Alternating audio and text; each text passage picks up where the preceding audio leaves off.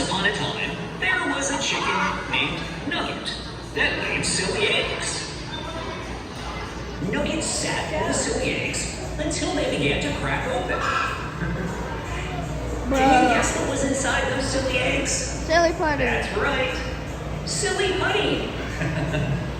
Silly putty's name comes from its main ingredient, silicone. Silicone, silly putty. What can you use silly putty for? You can roll it into a high bouncing ball. You can use it to temporarily plug up a leak.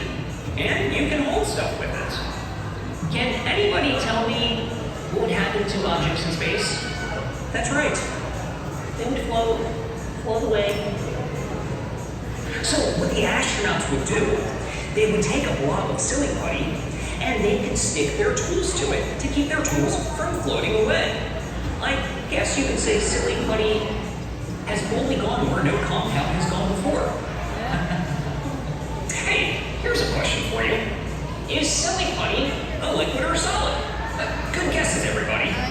But before I answer that question, let's talk about liquids and solids. A solid is hard, holds its shape, and does not flow. Like this block of wood, or my head. Two people here already know that. A liquid forms in the shape of the container it's in, and it flows, and you can pour it. We're talking about solids and liquids. What about gases? So silly putty takes the shape of the container it's in, like this here. So silly putty is therefore a liquid. Yes, that's right. and excuse me, sir. Do you mind holding this container of water for me? Oh, sorry about that. So another question for you. Does anybody know how silly putty came to be? Well, guess what? It was actually discovered by mistake. That's right, it's true.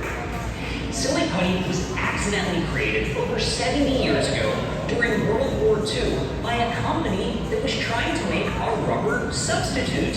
Yes, true. Now, can you imagine using a bike with tires made out of silly putty? I can't imagine you'd get very far. What's that sound? That chirping sound can only mean one thing. It's time for the silly challenge. For the silly challenge, I'm going to need 2 volunteers.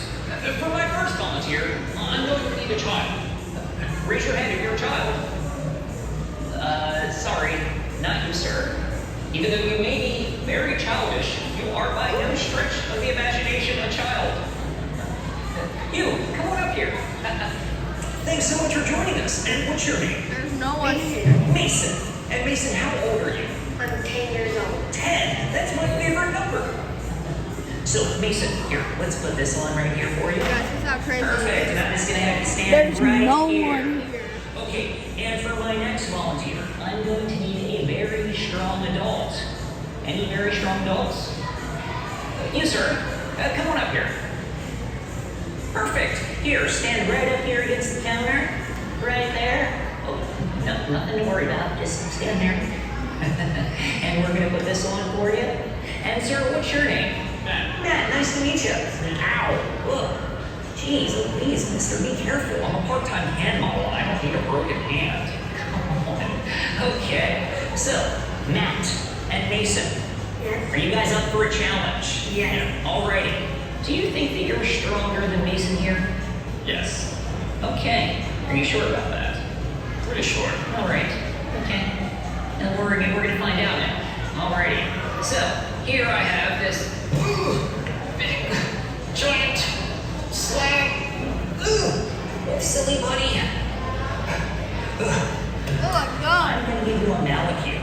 And I want you to take this mallet, and I'll take this off from you, thanks very much. Thanks, hand.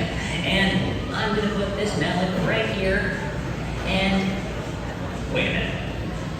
Something's not right. Oh. I always mix these two up. Hang on a second now. Thanks. Mullet, mallet, potato, you know.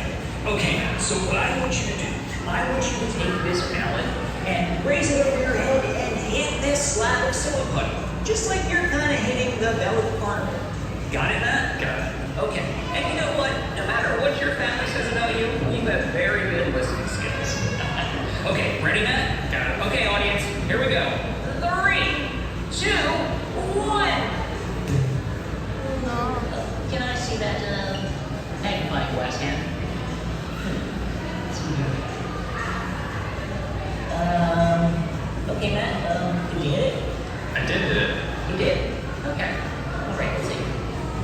Yeah. Oh, great.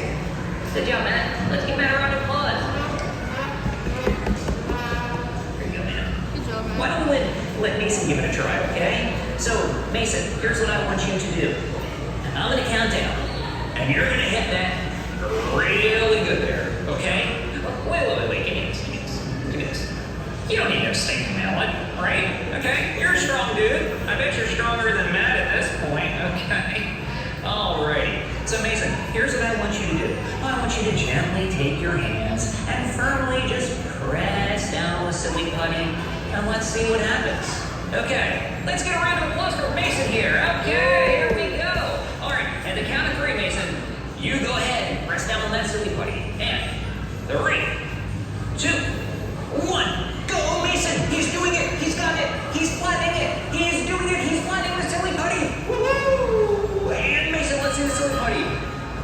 And can I see that magnifying glass again? And that's clear as day. Whoa! And Mason is the winner of the silly challenge. Let's give a round of applause for Mason. Yay, Mason! Alrighty. And I just want to thank Matt for all of his help. That's what you No. call it. But no, for real, let's show Matt and Mason some love. Yeah, let's get a round of applause. Alright, guys, go ahead on over and I'll talk to you soon and I'll catch you later. So what did we learn today from the silly challenge?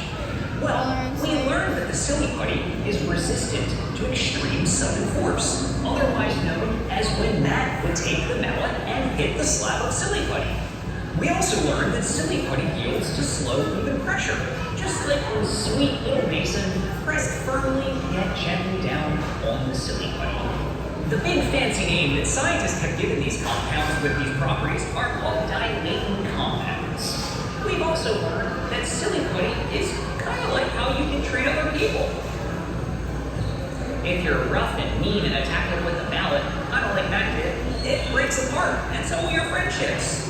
But if you're gentle and kind and sweet, you can mold it together like this heart, and your friendships will last forever.